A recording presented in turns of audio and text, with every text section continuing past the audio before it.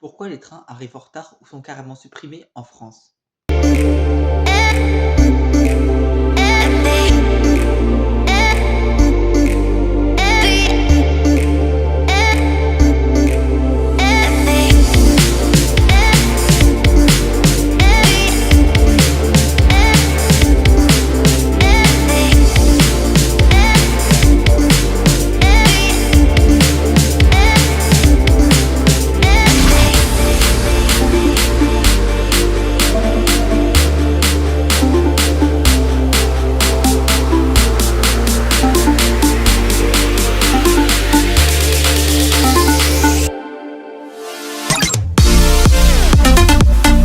Déjà, on va remettre les choses au clair. Pour comprendre ce qu'est un retard, il faut savoir que la SNCF comptabilise les retards à partir de 5 minutes et 1 seconde. Donc en dessous de ce temps, c'est pas du tout considéré comme un retard. Maintenant, on va s'attaquer aux chiffres afin de comprendre les causes de ces retards. En effet, selon le bilan ferroviaire en France mis en ligne par l'autorité de transport en 2024, qui répertorie en gros tout ce qui s'est passé sur le réseau ferroviaire, notamment les retards, les suppressions et les incidents, eh bien, 11% des trains ont eu un retard supérieur à 5 minutes. 11%, ce qui fait un peu plus d'un train sur 10. Bon, c'est quand même énorme, mais pourquoi un tel retard? Pourquoi des trains arrivent en retard?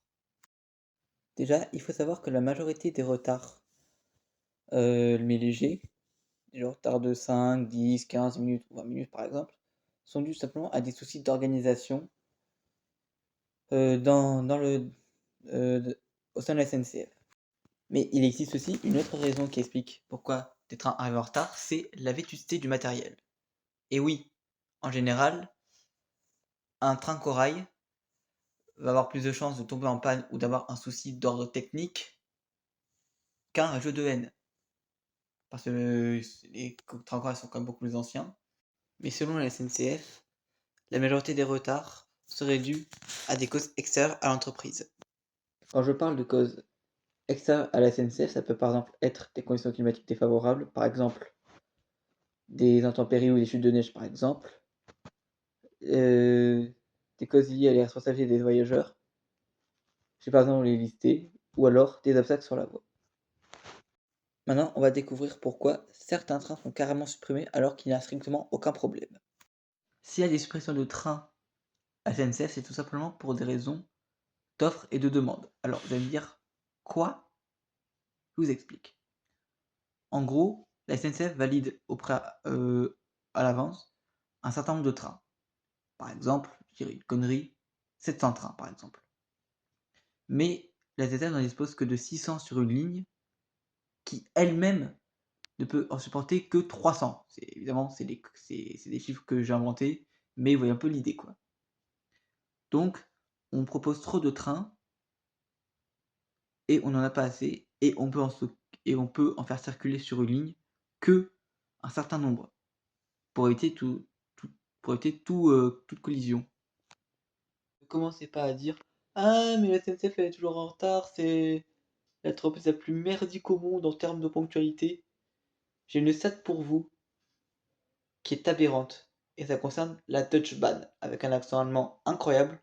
C'est en gros l'entreprise qui gère le réseau ferroviaire allemand, pour information. Regardez le taux de ponctualité des trains de la Deutsche Bahn. En 2024, ça a été de 62,5%, c'est-à-dire en gros 37,5% des trains qui ne sont pas arrivés à l'heure. Nous, c'est 11% des trains qui n'arrivent pas à l'heure.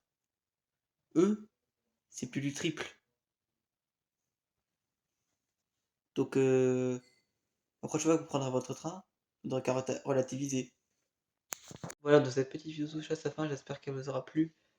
Elle n'était pas prévue originellement, hein, mais je me suis dit, je suis obligé de la faire pour éclaircir quand même quelques trucs. Et de base, ça devait sortir en short, donc en format vertical. Mais quand j'ai vu que ça durait plus de 3 minutes, vu que c'est maintenant la durée maximale des shorts, je me suis dit, je vais quand même le sortir en format long, donc en format horizontal. Voilà. Donc j'espère qu'elle vous aura plu. Si c'est le cas, n'hésitez pas à liker, à vous abonner, partager la vidéo. Et on se retrouve mi-janvier, je pense. Déjà, déjà, il y aura quelques shorts qui vont arriver pendant les vacances. Et ciao.